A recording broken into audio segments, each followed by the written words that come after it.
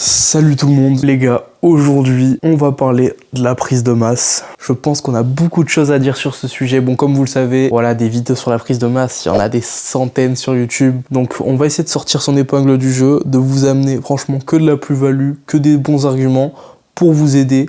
Parce que je pense qu'il y a vraiment beaucoup de choses à dire et beaucoup de gens qui se trompent, qui font fausse route, trop d'idées reçues, trop de blabla à droite à gauche qui n'a pas forcément sa place et qui n'a pas trop de sens. Je vais vous amener que des conseils pertinents. Je pense que ça sera vraiment très enrichissant pour vous et qu'on n'a pas du tout l'habitude d'entendre. Comme par exemple, on va parler de la sensibilité à l'insuline. On va faire la part des choses entre volume et intensité. Beaucoup de gens se trompent. Enfin, vous allez voir plein de trucs trop cool. Les gars, n'hésitez pas à vous abonner, à liker.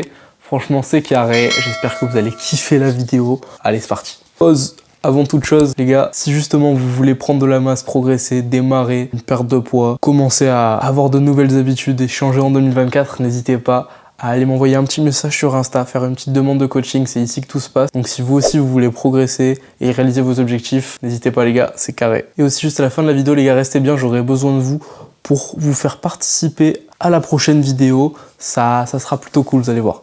Ah oui, j'ai oublié, bonne année d'ailleurs, les gars, c'est important. 2024, ça vient de commencer. J'ai pas pu vous le dire en vidéo, vu que j'ai sorti une première vidéo déjà de l'année, mais sauf que c'était vraiment une vidéo, on va dire, cinématographique, et du coup, j'ai pas pu parler face cam comme ça. J'espère que vous allez bien réussir vos objectifs. Justement, d'ailleurs, c'est important, mettez une date à vos objectifs, parce que sinon, ça veut juste dire que c'est des rêves ou des désirs. Donc, mettez une date à chaque envie, et ça en deviendra des objectifs qui seront atteignables, il n'y a aucun doute. Donc, les gars, dans un premier temps, on va parler des macronutriments. On va vous parler du surplus calorique, parce que vous savez que pour prendre de la masse, il faut un surplus calorique, c'est vraiment la base. Ni de comment vous les gérez dans votre journée entre protéines, glucides, lipides. Je pense que sur internet et sur tout YouTube, vous pourrez trouver très facilement. De toute façon, on va le faire très vite fait. Voilà, pour ce qui est des protéines, c'est à 1,5 à 2 grammes par kilo de poids de corps. Pour les glucides, c'est ce que vous pouvez augmenter le plus, donc entre 200 et 400, ça va dépendre de votre poids. Et les lipides, 0,8 grammes par kilo de poids de corps. Voilà, après tout dépend de votre total calorique pour votre surplus. Vous calculez votre maintien, vous rajoutez 300 calories et vous êtes en surplus calorique. Voilà, là je pense qu'on a toutes les bases fondamentales pour savoir comment ça marche un surplus calorique et les macronutriments dans une journée. Ce que je voulais parler, c'était plutôt de comment les organiser en fonction de la temporalité. Donc à quel moment on va mettre plus de protéines, plus de glucides, plus de lipides. Je pense que trop de gens font ça vraiment à l'arrache, que ça soit pas forcément calculé ou que ça soit fait de façon égale répartie dans la journée. C'est pas trop dérangeant. Par contre, si au contraire, trop de calories sont stack au même endroit dans la journée avec pas les bons macronutriments comme par exemple des lipides juste avant le training et beaucoup de glucides au réveil alors que l'entraînement est le soir, là ça va être compliqué. En tout cas, ça va pouvoir perturber votre progression. Et surtout, ça dépendra de votre métabolisme. Ce qui est le plus important, on va dire, ce sera de répartir les glucides autour de l'entraînement, surtout pour les gens qui ont un métabolisme dit lent. Donc, les gens qui vont prendre facilement du gras, en gros. Dans votre prise de masse, je sais que ça pose problème à certains. Certains galèrent à prendre du poids. D'autres en prennent trop facilement et accumulent vite du gras, même avec un léger surplus calorique. Personnellement, genre, je sais que c'est mon cas. Pour ces personnes-là, du coup, ça sera conseillé de avoir vos glucides, comme je l'ai dit, avant l'entraînement. Un intra-workout ou un intra-training, appelez ça comme vous voulez, avec un peu de glucides aussi, pourquoi pas, ça peut être envisageable si vous avez du mal à caler toutes vos calories dans la journée. Et un post-workout que vous prenez 2 heures à 3 heures après le training pour la récupération. Voilà, c'est vraiment le moment où votre corps sera le plus adapté à assimiler les glucides, où la réponse sera le mieux et que justement votre résistance à l'insuline sera le plus faible. On reparlera justement de l'insuline un peu plus tard dans la vidéo, donc si vous savez pas ce que c'est, pas de problème, restez bien jusqu'à la fin et vous allez comprendre. A contrario, si vous êtes plutôt le profil opposé et qu'on dit que vous avez un métabolisme dit rapide, voilà, je mets des guillemets parce que c'est un peu plus complexe que ça, on peut pas vraiment parler de métabolisme lent, rapide. Je vais pas m'étaler sur ça, on pourra en faire une autre vidéo. Si du coup vous galérez à prendre du poids, il faudra plutôt les répartir de façon égale. Donc voilà, autant le matin, le midi, l'après-midi, un petit peu plus je dirais autour de l'entraînement, et beaucoup plus le soir. Voilà, vous pourrez mettre plus l'accent sur la quantité de glucides le soir parce que c'est la nuit que vos hormones travaillent, que votre corps se récupère. Et beaucoup de gens estiment que oui, le soir, ça c'est une idée reçue qu'on a beaucoup le soir, faut manger léger, enfin plus de légumes, un peu plus de protéines, plus de lipides. Ça c'est vrai, les lipides très très bons aussi pour la récupération, le sommeil et baisser le stress. Mais n'hésitez pas, n'oubliez pas de rajouter des glucides le soir car vraiment, toute la nuit, vous n'allez plus rien manger.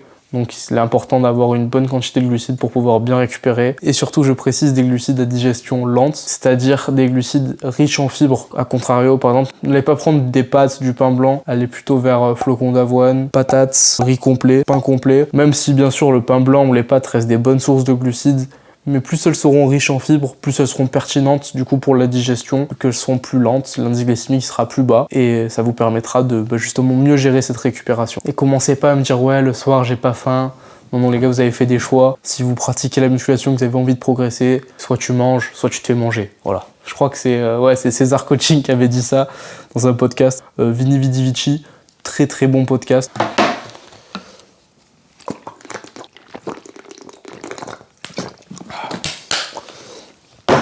Deuxième sujet, on va parler de la résistance à l'insuline et de tout simplement qu'est-ce que c'est l'insuline. Alors l'insuline les gars, c'est une hormone qui est sécrétée par votre pancréas. Bon voilà, ça c'est un détail, je vous le dis maintenant, vous le savez. Tout simplement pour vous faire court, qui va permettre de transformer les glucides en énergie pour vos muscles. Voilà, pour vraiment vous faire très court. Et quand votre pancréas il produit pas assez d'insuline, ou que tout simplement, quand l'insuline va pas arriver à transformer les glucides en énergie, c'est ce qui pourra vous causer du diabète. En gros, voilà. Et c'est souvent pour ça, justement, que les bodybuilders professionnels ont besoin de se supplémenter en insuline pour pouvoir assimiler plus de glucides. Et du coup, là où je voulais en venir, la résistance à l'insuline, tout simplement, perte de sensibilité à l'insuline. C'est-à-dire, moins cette insuline, elle sera sensible, moins elle va venir capter les glucides qui pourront aller dans les cellules pour faire de l'énergie. Donc c'est pas bon du tout. Et par exemple quand on va venir manger des glucides en prise de masse trop au bout d'un moment, bah ça va plus marcher. Arrêtez de pouvoir bien transformer les glucides en énergie. C'est souvent pour ça que beaucoup ratent leur prise de masse et prennent trop de gras aussi. C'est parce que soit, bon déjà, voilà, il faut faire du sport, ça c'est le premier point. Deuxième point, pas prendre trop de poids trop rapidement, parce que si vous prenez trop de poids, ça veut dire que vous mangez trop de glucides, résistance à l'insuline, comme ça, voilà, comme ça. Et du coup, bah, votre sensibilité, elle crache. Grosso merdo. C'est pour ça que, comme je vous l'ai dit dans le truc d'avant, il va falloir vraiment choisir des aliments sains. Il va pas falloir manger comme ça, m'soulek, parce que sinon, les gars, ça marche pas. Un corps sain, un esprit sain, de la nourriture saine, voilà. C'est le nouveau proverbe. Regardez, bougez pas. Qu'est-ce que je disais? Flocons d'avoine, cannelle, whey isolate, que des bons produits avant de se coucher, histoire de avoir les fibres, les protes. Voilà, bon là il n'y a pas de lipides, je vais rajouter 2 petits carrés de chocolat noir, en plus c'était prévu, donc c'est vraiment parfait. Pour éviter aussi la résistance à l'insuline, bien évidemment le stress, le sommeil, je vais pas m'étaler sur tout ça, vous savez très bien, c'est des facteurs pour réussir une prise de masse, une bonne récupération, pas de stress, bon sommeil. De toute façon, les trois sont liés, la récup, le stress et le sommeil ne font qu'un. Et ce que je dirais aussi en dernier conseil par rapport à l'insuline, c'est de vraiment être le moins sédentaire possible. Même si vous entraînez 4 à 6 fois par semaine, je pense que marcher, faire du cardio tous les jours, ça permet à votre corps de garder sa sensibilité toujours élevée pour produire correctement de l'insuline, pour pouvoir envoyer tous ces glucides vers vos cellules. Un corps sain, un esprit sain et de la bouffe saine, bordel les gars. C'est pas compliqué. Point suivant, qu'on va aborder, motivation et discipline. Putain de merde. Moi je rigole parce que je voulais pas faire, je voulais vraiment donner des conseils théoriques et là je me retrouve à faire encore du dev perso. Va à la salle gros, même si t'as pas envie, si tu veux pas trop, faut se faire violence, bordel, qu'est-ce que vous branlez? Et comme a dit une fois de plus notre ami César Coaching, voilà je le cite encore, frère j'aime trop ce mec. Pleuve ou qu'il neige, que leur cœur soit brisé ou non, les champions trouveront toujours un moyen de suivre leur plan. J'aime trop cette phrase, il a trop bien résumé le mood qu'il faut avoir. Après voilà, là on parle pour les compétitifs ou pour les gens qui sont passionnés, qui veulent performer, mais vraiment les gars c'est pas à prendre pour le bodybuilding, ça marche dans tous les domaines, dans toutes les passions, dans tous les endroits où vous voulez réussir. Retenez bien ça. Dans tous les cas, quand tu vas à la salle, tu pourras jamais regretter le fait d'être allé, même si t'avais pas envie à la base. Jamais tu sortiras de la salle et fais putain, j'aurais pas dû venir aujourd'hui. Non, non. Par contre, tu regretteras d'être parti trop tôt. Tu sais, t'avais un peu mal à la tête, t'arrivais pas à pousser comme tu voulais, t'es pas dans ton bon mood, pas dans la bonne séance, et tu t'es cassé. Là, par contre, il y a plus de chances que tu regrettes de t'être pas assez donné. Et voilà, quoi, que tout simplement, tu te dises putain, j'aurais pas dû partir. Bon, après, bien sûr, tout ce que je dis, c'est à prendre avec des pincettes. Hein. Si sur le chemin de la salle, il y a un gros camion, il te percute, non, tu vas pas t'entraîner, tu rentres chez toi, de la manière dont tu peux, soit avec une ambulance, soit avec le reste de ton corps. Mais tu vas pas t'entraîner, tu fais pas ta petite séance push, c'est pas grave. Donc allez pas chercher des excuses et allez vous entraîner, bordel. Bon, après, je parle toujours pour le passionné. Après, en termes de discipline et de motivation, ça aussi j'ai un petit peu du mal. Je pense que la motivation nous tire vers le haut, que la discipline, par contre, elle est mal utilisée. Beaucoup de passionnés, de compétiteurs disent oui, regardez, je suis discipliné, machin, ils font des stories, ils sont là à s'envoyer des fleurs. Bon, je citerai personne, mais je pense que quand t'aimes la chose que tu fais et que t'as un objectif et que tu veux réussir et que c'est toi qui as choisi, pas forcément parler de discipline et de sacrifice. Ah non, c'est ton choix, c'est ton sport et t'en as envie et tu le fais. Et tu sais le chemin, lequel que je dois prendre, les concessions. Voilà, on peut parler de concessions, mais pas de sacrifice. C'était une petite parenthèse. Après, par contre, la discipline compte et c'est bien. Ceux qui n'ont pas forcément la motivation et que ce n'est pas leur passion, la musculation, et qui font juste ça pour leur santé ou pour tout simplement se sentir mieux dans leur corps, eh ben là, dans ce cas-là, oui, on peut parler de discipline et tant mieux. Après, voilà, une fois de plus, c'est des choix. T'as choisi de t'entraîner, de regarder cette vidéo pour faire une prise de masse correctement. Donc c'est que normalement, voilà, il n'y a aucun problème avec ça. Dernier point, volume et intensité. Ça y est les gars, j'ai déjà mal au crâne. J'ai déjà mal au crâne. Volume, là, j'ai 8 définitions. Intensité, pareil.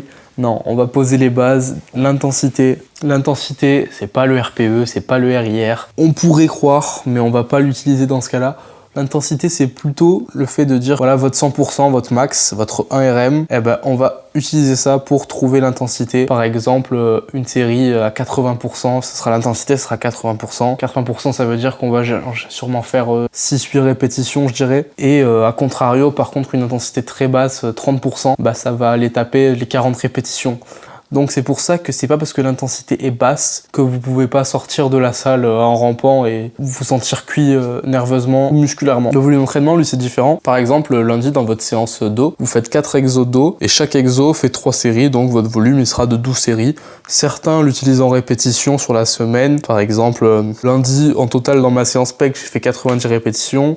Celle du jeudi, 60. Du coup, au total, mon volume d'entraînement est de 150. Enfin voilà, c'est le total calculé sur la semaine, le volume d'entraînement. Soit en répétition, en série, même si on le trouve plus souvent sous forme de série. Voilà, j'espère que c'est plutôt clair. Toutes dernières études nous montrent que peu importe la charge, l'hypertrophie est la même, que vous utilisez du 40% ou du 90%, le recrutement musculaire sera totalement égal, donc l'hypertrophie, pareil. Donc la série est effectuée à l'échec. Si je devais sortir mon épingle du jeu, le volume est à favoriser sans aucun doute. Par exemple, si tu vas venir faire une seule série par exercice, allez, ou pire, 2 séries par muscle par séance, ton corps, ton cerveau, n'aura même pas le temps de bien comprendre le mouvement et ton corps derrière n'aura même pas le temps de venir essayer de s'adapter et de pouvoir progresser la semaine prochaine, arriver à mettre en place une surcharge progressive avec si peu de volume, bah la progression sera forcément quasi égale à nulle. Donc vu que le plus important c'est la surcharge progressive, je pense que ni l'intensité ni le volume seraient la priorité, mais plutôt la technique. Seulement une fois qu'on a la technique parfaite, c'est seulement une fois qu'on arrive à faire en sorte que notre première répétition soit exactement égale à notre 12e répétition. Je sais pas pourquoi je fais un tirage horizontal en même temps, j'aime beaucoup cet exercice. C'est seulement dans ce cas-là que là on peut se dire ok, là je vais augmenter le volume, là je vais augmenter l'intensité. Mais si on n'est pas encore arrivé à maîtriser la technique pour faire des répétitions égales les unes des autres, on peut pas dire ouais je travaille en très lourd ou je travaille en vraiment high volume, léger, c'est compliqué. C'est pour ça qu'une fois que vous avez atteint le niveau où vous arrivez à faire des séries vraiment égales et chaque rep pareil, là vous pouvez commencer à augmenter l'intensité et venir taper. Je pense que le bon compromis serait de faire des séries de 5 à 8 répétitions, voilà, 1 ou 2 séries avec une forte intensité, puis un back-off de 10 à 15 répétitions, 20 maximum, ça dépend sur certains groupes musculaires. Du coup, avec en général 2-3 séries par exercice et 3-4 exercices par groupe musculaire, voilà, tout dépend. C'est en général le format que j'ai trouvé le plus pertinent pour moi et pour certains clients, ce qui a permis de les faire progresser. Après, bien entendu, il n'y a pas de science exacte, on est tous différents, on a des profils hormonaux, on réagit tous différemment à ça. Chaque corps va pas forcément s'adapter de la même manière entre la gestion du volume et de l'intensité. Je vous ai donné ce qui pour moi semble plus correct, vous vous adaptez, vous essayez, vous faites des micro-cycles de 3 semaines, 4 semaines, et si vous voyez que peut-être ça manque un peu de volume pour vous, vous en rajoutez. Si au contraire ça vous crame, vous en enlevez, vous augmentez l'intensité, vous dosez tout simplement, et si vous voulez en discuter avec moi, il n'y a pas de problème, je vous remets mon Insta, on en parle, on discute, on dialogue, ça sera avec grand plaisir que je vous aiderai. Et en parlant de ça justement, c'est parfait parce que ça fait totalement la transition sans le vouloir sur ce que je voulais vous demander. En fait, du coup, je vous avais dit de rester bien jusqu'à la vidéo pour pouvoir me poser des questions sur vos problèmes en prise de masse, tout ce que vous pouvez rencontrer, et les mettre dans l'espace commentaire pour que j'en fasse une vidéo où je peux répondre à toutes les éventualités qui vous posent problème dans votre progression, qui vous ralentit, ou pour gérer votre emploi du temps en termes d'organisation. J'en sais rien, des conneries par exemple. Voilà, petit truc, moi je sais que si tu galères à manger dans un bol avec une grosse cuillère, c'est tellement plus simple que dans une assiette à la fourchette. Tu vois, c'est un truc tout con. C'est vraiment tout con, mais voilà, pour faire des tips et astuces, donc poser des questions sur la prise de masse, que ça soit théorique, pratique, on s'en branle. Voilà les gars. Sur ce, j'espère que vous avez bien aimé le format, que j'ai pu vous apprendre des trucs. En tout cas, si vous êtes encore là, merci, ça m'a fait grave plaisir. J'ai grave kiffé faire cette vidéo. Donc je pense que je referai des formats du style, pas forcément sur la prise de masse. J'ai déjà fait une vidéo sur la sèche, mais j'ai dit des trucs qui me semblent assez simples. Donc peut-être rentrer dans les détails sur comment le corps réagit avec un déficit calorique et jusqu'à quel moment, à quel niveau, quel body fat, quand faire une sèche. Oh, j'ai trop d'idées les gars. Bon allez, sur ce, je vous laisse. N'hésitez pas, le petit pouce bleu, le petit commentaire, abonnez-vous. Bisous.